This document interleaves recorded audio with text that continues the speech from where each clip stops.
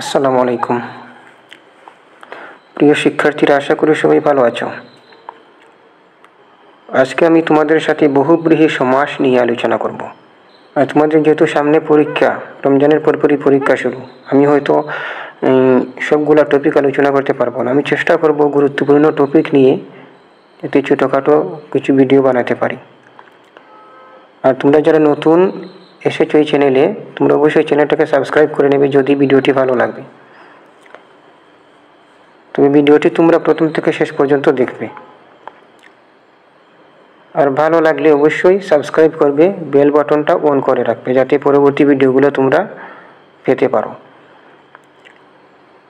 আর চ্যানেলটা আমার নতুন, তাই তোমরা যদি মনে করো যে এই চ্যানেলটা তোমাদের জন্য ভালো, তাহলে তোমরা অবশ্যই তোমাদের বন্ধুদের সাথে চ্যানেলটা শেয়ার করবে।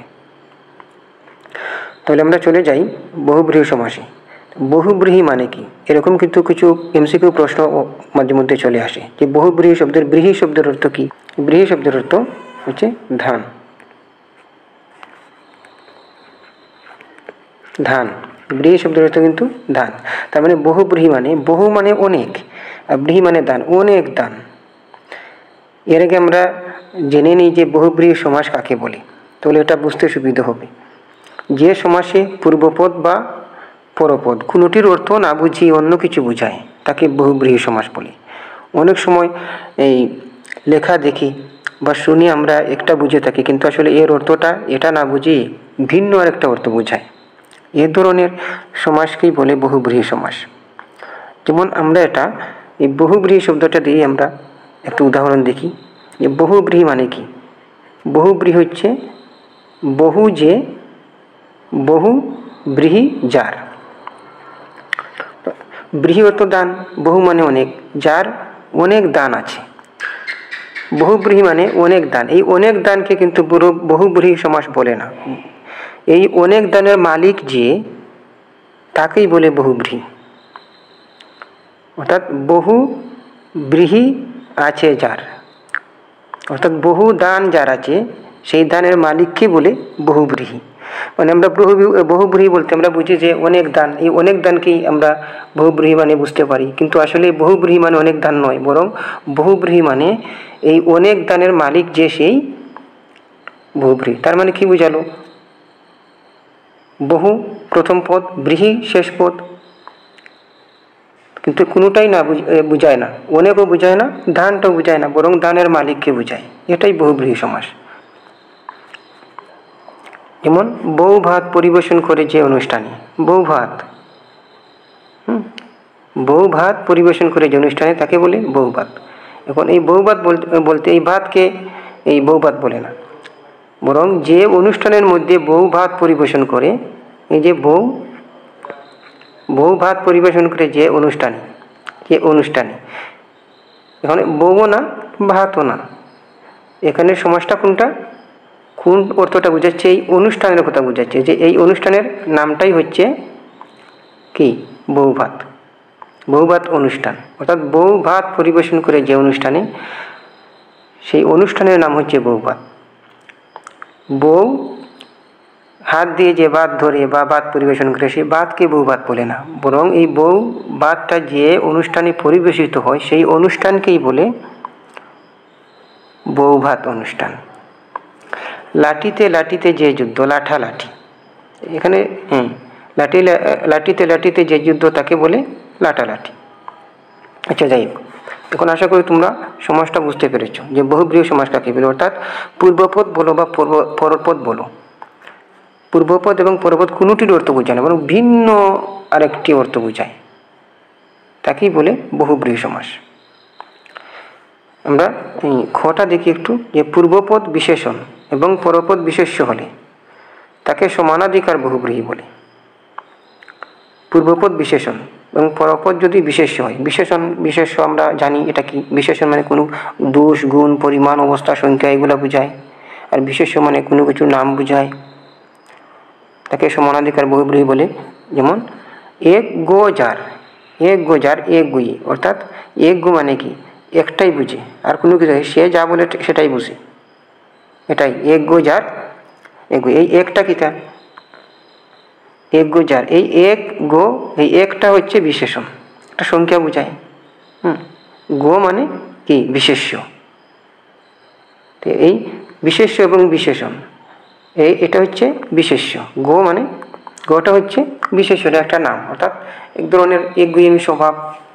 কিন্তু যার মধ্যে এই স্বভাবটা আছে তাকেই বলে একগুঁয়ে। স্বভাবটাকে বা এককে, পরিমাণকে এই সমাস বলবে না বা একগুঁয়ে বলবে না, বরং এই স্বভাবটা যার মধ্যে আছে তাকেই বলে একগুঁয়ে। এটা হচ্ছে সমস্ত পদ। একগুঁয়েটা হচ্ছে সমস্ত পদ। লাল পাড় যে শাড়ির, অনেকে আছে শাড়ি পরে, লাল পাড়ের শাড়ি। পাড় মানে কি?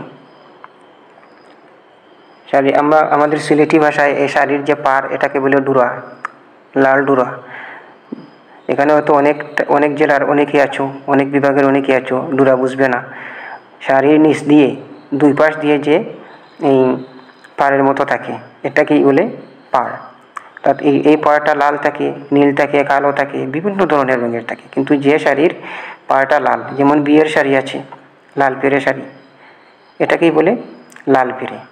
লাল পাড় যে শাড়ির, লাল পাড়, এখানে লাল হচ্ছে বিশেষণ, লাল হচ্ছে বিশেষ একটা রং। পাড় মানে কি? পাড় হচ্ছে বিশেষ্য। তো যে শাড়ির মধ্যে লাল পাড় রয়েছে সেই শাড়িকে বলে লাল পেরে শাড়ি। এটা হচ্ছে সমানাধিকার বহুব্রীহি। এটাকে কি বলে? সমানাধিকার বহুব্রীহি সমাস। এটা গেল। তারপর আমরা খ দেখি। পূর্বপদ ও পরপদ উভয়ই বিশেষ্য, অর্থাৎ প্রথম পদ এবং শেষ পদ দুইটা পদই কিন্তু বিশেষ্য। কখনো কখনো ক্রিয়া বিশেষ্য, অর্থাৎ ক্রিয়া বিশেষ্য হোক, যাই হোক, বিশেষ্য হবে। তাকে বলে ব্যাধিকরণ বহুব্রীহি। ব্যাধিকরণ বহুব্রীহি সমাস। যেমন গুফে খেজুর জার, গুফে খেজুর জার। এখন দেখো, গুফ এটা হচ্ছে একটা বিশেষ্য। গুফ মানে এই মুস বলি আমরা, বা গুফ। পুরুষের তো গুফ গজায়, মেয়েদের আবার গজাবে না। গুফে খেজুর জার, খেজুর একটা নাম, একটা ফলের নাম, তো দুইটাই বিশেষ্য। তাহলে কাকে বুঝাচ্ছি? গুফকে বুঝায়নি, খেজুরকে বুঝায়নি। এই গুফে খেজুর, অর্থাৎ যার গুফের মধ্যে খেজুর রয়েছে সেই লোকটাকেই বলে গুফ খেজুরি। কি বলে? গুফ খেজুরি। এটা একটা বাগধারা। নিতান্তই অলস অর্থে বোঝানো হয়েছে। গুফে খেজুর যার, গুফ খেজুরি। অর্থাৎ গুফ ও সমাস নয়, খেজুরটাও সমাস নয়, বরং বোঝায় কাকে? এই গুফের মধ্যে, যার গুফের মধ্যে খেজুর রয়েছে, অর্থাৎ যে অলস তাকেই বলে গুফ খেজুরি। এটাই বহুব্রীহি। নাম্বার 3, যে বহুব্রীহি সমাসের ব্যাস বাক্য থেকে এক বা একাধিক পদ লোপ পায় তাকে পদলোপী বহুব্রীহি বলে। অর্থাৎ এমন কিছু সমাস রয়েছে যে সমাসের ব্যাস বাক্যগুলো থেকে এক বা একাধিক পদ লোপ পেতে পারে। যেমন আমরা এটা কর্মদ্বার ও মধ্য পদলোপী কর্মদ্বার সমাসে দেখেছিলাম, যে অনেকটা এক বা একাধিক পদ লোপ পায়, তাকে মধ্য পদলোপী কর্মদ্বার সমাস বলে। এই বহুব্রীহি সমাসেও কিন্তু পদ লোপ পায়, তাকে বলে পদলোপী বহুব্রীহি। যেমন চিরনির মতো দাঁত যার, চিরনদাতি। চিরনির মতো দাঁত যার, এখানে চিরনিও বুঝাচ্ছে না, দাঁতকে বুঝাচ্ছে না, বরং এই চিরনির মতো দাঁত যার রয়েছে ওই লোকটাকে বলে চিরনদাতি। অর্থাৎ চিকন চিকন দাঁত রয়েছে অনেকের, অনেকের দাঁত রয়েছে কুদালের মতো। আমরা যে বলি কুদাল দাঁতি, কিন্তু যার দাঁত চিরনির মতো চিকন চিকন দাঁত রয়েছে সারি সারিভাবে, খুব সুন্দর দাঁত, তাকে বলে চিরনদাতি। তো এখানে কি হয়েছে? এটা হচ্ছে পদলোপী বহুব্রীহি। এটার এই চিরনদাতির বেশ বাক্য হচ্ছে চিরনির মতো দাঁত যার। তাইলে কোনটা? যারটা গেল, তারপর মতো, এই মতো এই শব্দটাও বাদ গেল, লুপ পেল। তাহলে চিরনির মতো দাঁত যার, চিরনদাতি। চিরন রয়েছে, দাঁতও রয়েছে, চিরনদাতি। এটা হচ্ছে পদলোপী বহুব্রীহি। হাতে খড়ি দেওয়া হয় যে অনুষ্ঠানে, হাতে খড়ি, হাতে খড়ি, এই হাতে খড়িটা বহুব্রীহি নয়। যে অনুষ্ঠান, অর্থাৎ হাতে খড়ি দেওয়া হলেই হাতে খড়ি বলে না, বরং যে অনুষ্ঠানে হাতে খড়ি দেওয়া হয় সেই অনুষ্ঠানকে বলে হাতে খড়ির অনুষ্ঠান। হাতটা কি? এটা বিশেষ্য, আবার কি খড়ি, এটা হচ্ছে একটা বিশেষ্য। কিন্তু এটা লুপভাবে দেওয়া হয় যে অনুষ্ঠান। এই চারটা পদই লুপ পেয়েছে, শুধু রয়ে গেছে কি? হাতে খড়ি। তাহলে এই পদটা কি? বহুব্রীহি, পদলোপী বহুব্রীহি সমাস।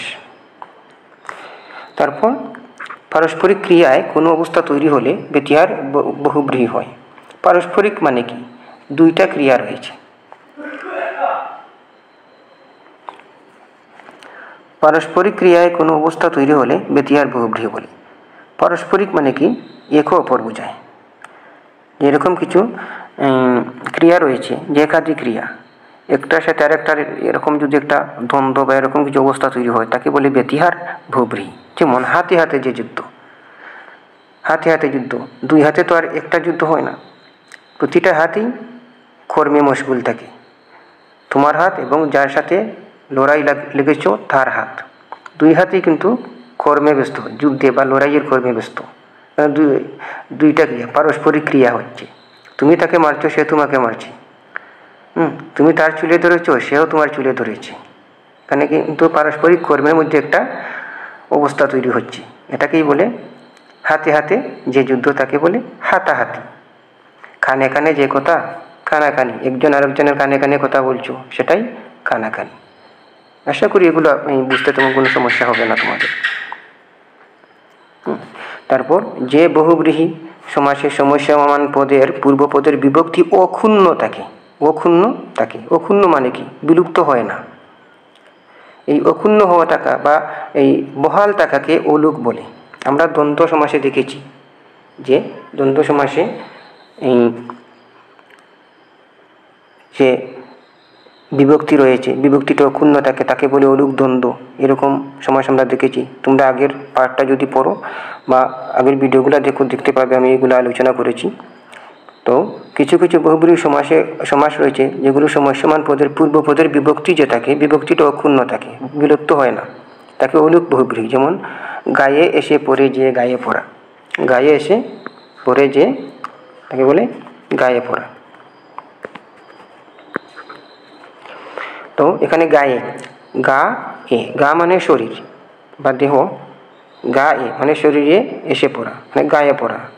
গায়ে পড়ার স্বভাব আমরা বলি যে গায়ে পড়ে ঝগড়া লাগে, গায়ে পড়ে এসে কথা বলে, এই ধরনের আর কি।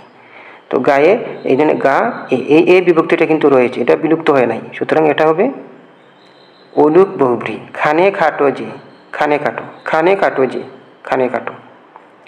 তাহলে এখানে কি খান এর সাথে এ একটা বিভক্তি রয়েছে, এই এ বিভক্তিটা কিন্তু বিলুপ্ত হয় নাই। যে বহুব্রীহি সমাসের পূর্বপদের বিভক্তিটা বহাল থাকে, বিলুপ্ত হয় না, তাকে অলুক বহুব্রীহি সমাস বলে। খানে খাটো যে, খান এ কাটো, খান এ, খানের সাথে এ আছে বিভক্তিটা। যদি এ বিভক্তিটা লুপ্ত হতো তাহলে হতো খান খাটো। কি হতো? কাটো না, এটা খানে খাটো হবে। খান খাটো, কিন্তু এটা কি রয়েছে? এ বিভক্তি রয়েছে, সুতরাং এটা হবে অলুক। এটা কি হবে? অলুক, ব্যাস। তো যে বহুব্রীহি সমাসের পূর্বপদ সংখ্যাবাচক, কিছু কিছু বহুব্রীহি সমাসের পূর্বপদও কি থাকে? সংখ্যা থাকে, তাকে সংখ্যাবাচক বহুব্রীহি সমাস বলে। এই সংখ্যাবাচক বহুব্রীহি সমাস কিন্তু দেখলেই বোঝা যায়, এই সমস্ত পদটা সামনে আসলে বোঝাই যায় যে এটা সংখ্যাবাচক বহুব্রীহি। এটার নাম ছিল, আগে ছিল দ্বিগু সমাস, আগে ছিল এটার নাম দ্বিগু। যেমন ছাড় ভুজ যে ক্ষেত্রের, চতুর্ভুজ। ভুজ মানে কি আমরা জানি, ভুজ মানে কি? বা ত্রিভুজ, চতুর্ভুজ, যারা এই মেথে রয়েছে, ত্রিভুজ, চতুর্ভুজ, পঞ্চভুজ, ষষ্ঠভুজ রয়েছে, এগুলো হচ্ছে ভুজ মানে বাহু। অর্থাৎ যে ক্ষেত্রের চারটা বাহু রয়েছে সেই ক্ষেত্রকে কি বলে? চতুর্ভুজ বলে। এর পূর্বপদ কিন্তু সংখ্যাবাচক, যে চার ভুজ, চার এই সংখ্যাটা, এটা হচ্ছে পূর্বপদ। চার ভুজ যে ক্ষেত্রের, সেই ক্ষেত্রটাকেই বলে চতুর্ভুজ, ক্ষেত্রকে বলে চতুর্ভুজ। সে, অর্থাৎ সে বলতে সে মানে হি সি এরকম সে না, অর্থাৎ এটা কোনো প্রোনাউন নয় বা সর্বনামও নয়, এটা হচ্ছে সে বলতে কেন তিন বুঝায়। সে বা তিন তার যে যন্ত্রের, তিন তার যে যন্ত্রের মধ্যে তিনটা তার রয়েছে তাকে বলে সেতার, তাকে বলে কি? সেতার। যে সে বলতে এখানে কিন্তু তিন বুঝায়, কোনো মানুষ বা কোনো প্রোনাউন বা সর্বনাম এটা কিন্তু এই যন্ত্রের মধ্যে থাকে না। সে বলতে কি তার তিনটা তার যে যন্ত্রে থাকে তাকে বলে সেতার। সেতার এই যারা বাউল আছে তারা সেতার বাজিয়ে গান করে, এটাকে বলে তিনটা তারওয়ালা যন্ত্র, তাকে বলে সেতার। এরকম অনেক রয়েছে। চৌচালা, চারটি চাল বা চার চাল যে ঘরে তাকে বলে চৌচালা ঘর। এরকম অনেক এই শব্দ রয়েছে, এগুলো তোমরা দেখলেই বুঝতে পারবে যে আগে সংখ্যা থাকবে। সংখ্যাবাচক শব্দ প্রথম পদটা সংখ্যা দেখলেই তোমরা বুঝবা এটা সংখ্যাবাচক বহুব্রীহি। এখন আমরা অনুশীলনের কিছু প্রশ্ন সলভ করি। দেখি এখানে আমরা কিন্তু এই সমাসের অধ্যায়টা শেষ। তোমাদেরকে আবারও বলছি, আগের যে পর্ব, আগের যে 3 প্রকার সমাস, এগুলোর ভিডিওটা তোমরা দেখে নিও আবার। সমাসের মাধ্যমে গঠিত হয়, কি গঠিত হয়? নতুন শব্দ, নতুন বাক্য, নতুন বর্ণ, নতুন ধ্বনি, নতুন ধ্বনি না নতুন শব্দ তৈরি হয়। সমাসবদ্ধ পদকে বলে সমস্ত পদ, অর্থাৎ সমাসবদ্ধ পদকে বলে সমস্ত পদ। এই সমস্ত পদটাই সঠিক। বেশ বাক্য কাকে ব্যাখ্যা করে? বেশ বাক্য কিন্তু সমস্ত পদকে ব্যাখ্যা করে। সমাসবদ্ধ পদ যে রয়েছে সেই সমাসবদ্ধ পদকে বেশ বাক্য দ্বারা ব্যাখ্যা করা হয়। পরীক্ষা নিয়ন্ত্রক পরীক্ষার সময়সূচি স্কুল কলেজে পাঠানোর নির্দেশ দিয়েছেন। এই বাক্যের সময়সূচি কোন পদ? সময়সূচিটা হচ্ছে সমস্ত পদ। এটা কিন্তু সমাসবদ্ধ একটা পদ। অর্থের প্রাধান্যের ভিত্তিতে বাংলা সমাস কত প্রকার? অর্থের প্রাধান্যের ভিত্তিতে বাংলা সমাস 4 প্রকার। কয় প্রকার? 4 প্রকার। আর একটা বিষয় ভালো করে খেয়াল রেখো, সমাস কিন্তু আগে 6 প্রকার ছিল। তোমাদের আগে 6 প্রকার ছিল, এই বইয়ের আগে কিন্তু 6 প্রকার সমাস ছিল। এখনও যারা চাকরির পরীক্ষার জন্য প্রস্তুতি নেন তারা 6 প্রকার সমাসই পড়েন। কিন্তু তোমাদের ক্ষেত্রে তোমাদের যে বই, তোমাদের বইয়ে যত প্রকার দেওয়া রয়েছে এত প্রকারই দিবে। যদি এটাই যে অর্থের ভিত্তিতে, অর্থের প্রাধান্যের ভিত্তিতে বাংলা সমাস কত প্রকার বা বাংলা সমাস কয় প্রকার, তোমরা 6 প্রকার দিবা না। এখানে তো 6 প্রকার অপশন নাই। যদি 6 প্রকার অপশন থাকেও তোমরা 4 প্রকার দিবা। যদি 4 প্রকার অপশন না থেকে 6 প্রকার দেয় তাইলে তো 6 দিতেই হবে। যদি 4, 6 দুইটাই থাকে তাহলে নিঃসংকোচে 4 প্রকার দিবা, কারণ তোমাদের পাঠ্য বইয়ে যত প্রকার রয়েছে তোমরা এটাই দিবা, আর কোনো ভাবনা চিন্তার কোনো প্রয়োজন নেই। নিচের কোনটি দ্বন্দ্ব সমাসের উদাহরণ? 9, 6, 9 ও 6 এটা হচ্ছে দ্বন্দ্ব সমাসের উদাহরণ। খাস জমি এটা তো কর্মধারয় সমাস। কনক চাপা হচ্ছে, এটা হচ্ছে এই কর্মধারয় সমাস। ত্রিফলা হচ্ছে এই যে দ্বিগু সমাস বা এই যে ত্রিফলা, 3টি ফলের সমাহার ত্রিফলা, সংখ্যাবাচক বহুব্রীহি সমাস। তাহলে 9, 6 হচ্ছে দ্বন্দ্ব সমাস। এরপর রয়েছে যে নিচের কোনটি কর্মধারয় সমাসের উদাহরণ? চুকে মুখে সেতার, ঠেলে ভাজা। ঠেলে ভাজা এটা তৎপুরুষ, সেতার হচ্ছে এটা সংখ্যাবাচক বহুব্রীহি। সুখে মুখে দ্বন্দ্ব সমাস। তাহলে হাত কড়িটা হচ্ছে হাতে বাঁধা থাকে যে, হাতে বাঁধা থাকে যে গড়ি তাকে বলে হাত গড়ি। তারপর কি রয়েছে? নিচের কোনটির বেশ বাক্যে যে যোজক রয়েছে? বেগুন ভাজা না, বেগুন দিয়ে ভাজা। ত্রিফলা, ত্রিফলার সমাহার না, এটাও না। গড় জামাই, গড়ে আশ্রিত জামাই, এটাও না। হাত গড়ি, হাতে যে গড়ি থাকে, হাতে থাকে যে গড়ি তাকে বলে হাত গড়ি। হাতে থাকে যে গড়ি তাকে বলে হাত গড়ি। এটাই সঠিক। ঘ।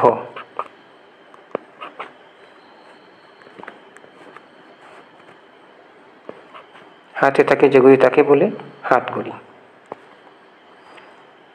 তারপর 9, মধ্যপদলোপী কর্মধারয় উদাহরণের কোনটি? ঘি ভাত, তাহলে এটা হচ্ছে কর্মধারয় সমাস। উপমিত কর্মধারয় সমাসের উদাহরণ কোনটি? উপমিত ছাদ মুখ,